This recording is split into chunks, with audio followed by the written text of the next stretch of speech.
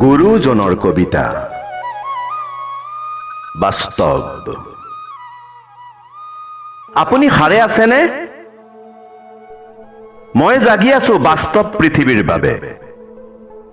সপোনে আপোনাক আমনি কৰে, বাস্তৱে আপোনাক আকৰ্ষণ কৰে। সপোন পথভ্ৰষ্টই উৰছে বাস্তৱ, কিন্তু নিষ্ঠুৰ। সপোনত কিন্তু মনবোৰ উৰে, বাস্তৱত কিন্তু স্থায়িত্ব পায়। আপুনি কি কৰিব বাদ দিয়ক, কি কৰি আছে সেয়া ভাবক।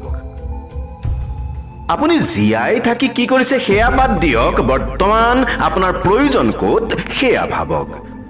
আপোনাক দুখন ভৰি দিছে, দুটা চকু, দুখন কাণ দিছে, কিন্তু সেই সকলৰ যাৰ চকু কাণ ভৰি একো নাই, আপুনি দিনত দুসাঁজ খাইছে, কিন্তু সেই সকলে যিসকলে ফুটপাথত সংগ্ৰাম কৰিছে পেটৰ বাবে, তেন্তে আপুনি কিয় ইমান দুখ কৰিছে? আপুনিতো জীয়াই আছে চলিব পৰাকৈ। কেৱল সংগ্ৰাম চলিব নিজৰ বাবে, ৰাইজৰ বাবে, য'ত হাঁহিৰ জোৱাৰ উঠিব। সংকল্প সেয়া হওক। আপুনি কাক হহুৱাব পাৰিছে, কাৰ চকুলো হাতেৰে মুচি দিব পাৰিছে? বাস্তৱ হওক, আৱেগিক নহয়, হৃদয় নহয়, বিবেকক প্ৰশ্ৰয় দিয়ক। চাব, জীৱনে হাঁহিছে, আনকো হহুৱাইছে।